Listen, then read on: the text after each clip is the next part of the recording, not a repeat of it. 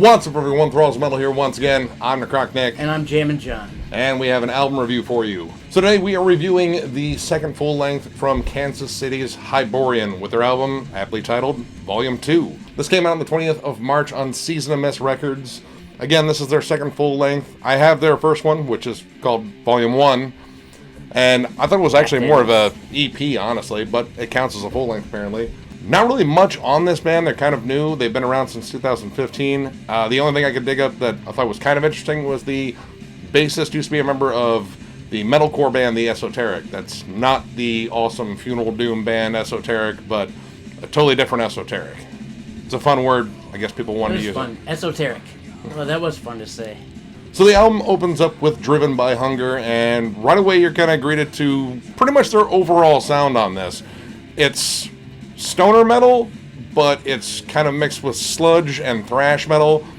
Lots of Mastodon vibes. Yeah, dude, it's I don't want to. I mean, I didn't want to bring this up early on, but I guess I will. It sounds like the album that Baroness High on Fire and Mastodon never wrote. Yeah, I mean, it really wears its influences on its sleeve, and I mean, you hear this right away. And not to mention the Sword too. There's a lot of stuff that reminds me of the Sword on this. Yep. This one's kind of an interesting one. It kind of bounces back and forth between stoner metal and thrash metal on this. The riffs are very chuggy. Yeah. And there's a lot of great riffs on this album. Really, really solid riffs, in fact. Vocals are interesting. I would say they overuse the vocal harmonies.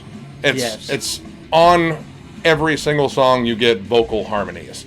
And while those are a really cool thing to have in a song, just not all the time. Like, vocal harmonies are cool, but to me, if you're going to use them as an additive to your sound, you want it to be an additive to specific areas in the song to make it seem more full. Yeah. Not put it lifts everywhere. It up. Right. It's an overused thing on this album, and I love vocal harmonies, but again, like John was saying, when it's used effectively, it can be a moment that really lifts the song up. Yeah.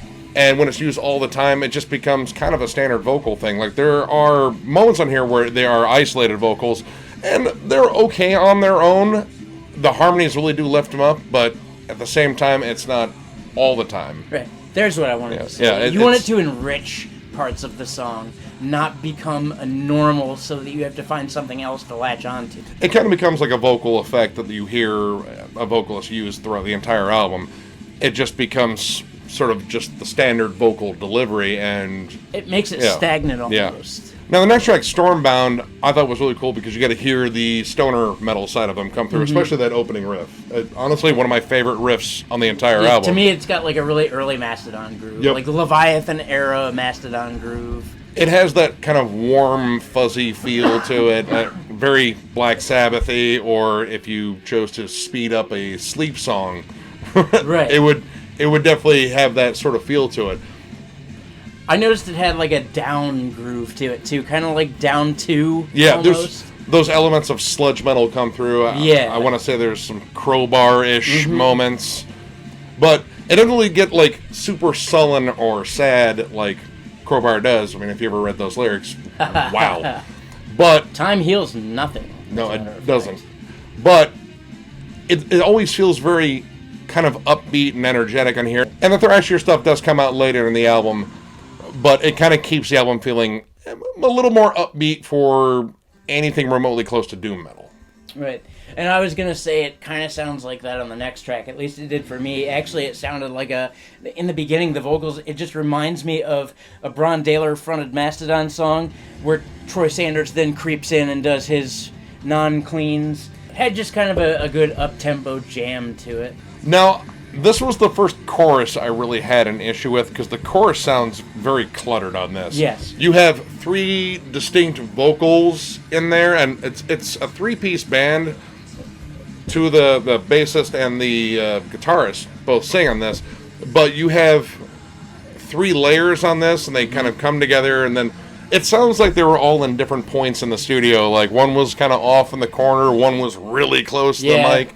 And, I mean, it's a kind of a cool effect, but the chorus feels cluttered because it just kind of goes in and out, and it just doesn't have a big hook to it. I did want to point out, though, in this song, the closer riff is just like this nasty, heavy crowbar riff. Big chug. But my issue with it there is that it sounds like it could have been the intro to the song that comes after it. There was nothing in the song, in my opinion, that led up to a riff of that caliber. Like, yeah. I just didn't see it coming. It just kind of fades in, and honestly, I thought it was the start of another track, much like he did. And right. I kept looking, and I was like, is it? No, that's still the same track.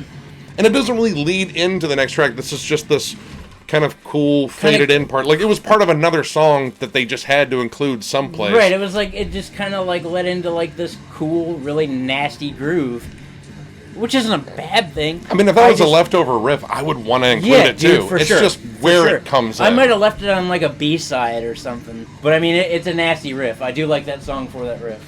Now, Planet Destructor actually brings back that thrashy side again. Actually, both Planet Destructor and the Entity, the following track, really show off the thrashier side. Yeah. Planet Destructor has almost a Motorhead high on fire gallop. That's the 100% what I wrote. Yep. Motorhead with high on fire. It has that kind of like punky D-beat feel, and I mean, when you think of bands that blend thrash metal and stoner metal, I mean, it's generally high on fire. And it really has that, but this is where my issues with the production came in. I like the production. It's very polished, I think. And honestly, like, if you're going to do stuff like this, there has to be grit. Right. So I guess to cycle off what you're saying, the production, in my opinion, is very on point for a record that sounds like this. Like, they've captured the market on albums and bands that sound like this. Like, it just needs, like I said, a little bit more grit. Like, we're listening to High on Fire right now, and it has that thick, chunky, meaty sound. And this just sounds a little more polished, like a little bit more like later Mastodon albums, like I'd say The Hunter, where the production was notably more polished. Yep. Yeah, but it was still very much Mastodon. It's just sort of missing that. And with the Entity, this one really shows off the thrashier side. Like, this is almost a thrash song. It really is. Like, it has a very thrashy riff that carries it. Except for the beginning. Yeah. Where it's Scott Kelly, but it's not Scott Kelly. It's like Scott Kelly singing on a Testament track. Yeah, dude. It really is. Like, the riffs are 100% thrash. Yes. And then that kind of throaty bellow comes through. And the first thing I thought of was Scott Kelly or, Troy Sanders. 100%. But it's an interesting contrast, and I really, really liked this song just because of this interesting contrast, where one actually shown a little bit more, like they showed off their thrashier side on it. Then we get to Expanse, and this is almost just a flat-out rock track. And honestly, I think this is probably the best chorus in the entire album. It does have a solid chorus. It has a real hook on it, and that's something that's kind of missing on a lot of these songs, where there's not just a big hook on the chorus. Right. But this was the song where I said earlier, this is the song where it's a song written by influences that didn't write it. Yeah. Like, this is most notably, like, it... Because when you jam this band, you're going to hear the same thing. It really just sounds like a flat-out rock song, but, again, all their influences are very much up front. Like, you can pick them apart. Sure.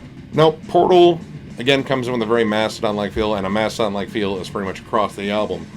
Now, this is where, I pretty much started to go over everything I felt about the album, and there's just a lack of surprises and overused dynamics and such. Now, I like the way this song closed. It had this cool acoustic lead out, and I was kind of hoping that this would carry on in the next track, like we would get this big, epic, almost kind of gloomy track at the end. Right, I did notice they had more like melodic jam on that song. Yeah. For sure. And then the last track in the Hall of the Travelers, which is the big closer, it's over 8 minutes long. It doesn't really lead into that acoustic moment. In fact, you almost forget that acoustic moment was there, except I was like, you missed a chance to really build into the next song. I expected more of a slow build from this acoustic moment, and this song just erupts. And that's kind of a thing with a lot of these tracks. They really just kind of come out swinging, which I love that. That's great. Yeah, I like that about music too. I want some changes here and there where songs kind of build up to big moments and such, or there's like a different kind of lead in. I want more dynamics in any record than just a couple. This song does lit up. It's very energetic to the beginning part, but then it lets up and kind of turns into like almost kind of Alice in Chains like territory. Yeah, I'll give it that. Very melodic, kind of sullen and gloomy. And at this point, this is where I came to the realization that this song was kind of written backwards because it starts fading out to more acoustic stuff. Yep. Which would have matched up to that outro Would have matched from up to the Portal. outro previously, yeah. If you would have put the acoustic stuff and then built up.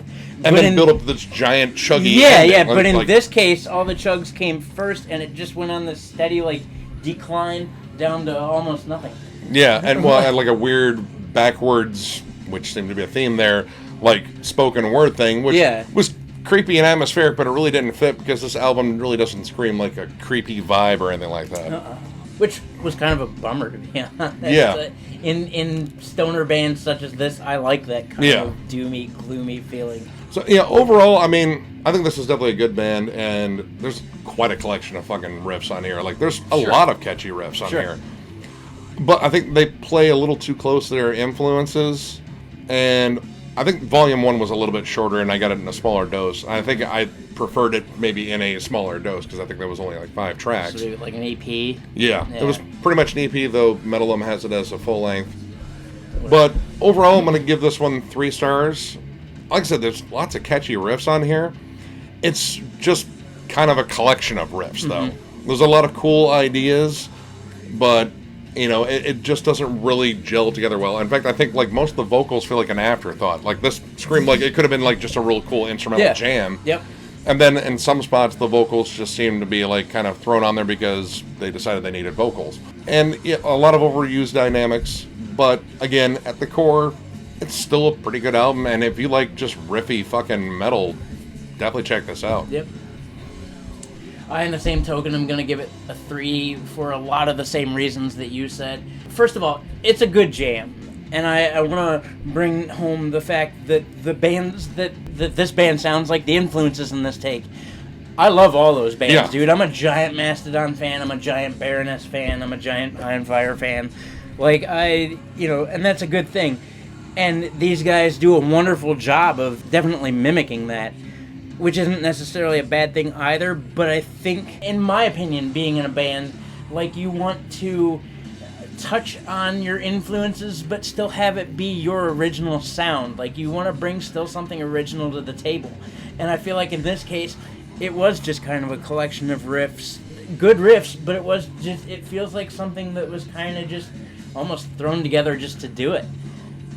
Which, cool, but, like, there was nothing overly memorable, so, I don't want to say it sucked, because it just didn't tickle my fancy as far as higher ratings, so 3 it is for me, too.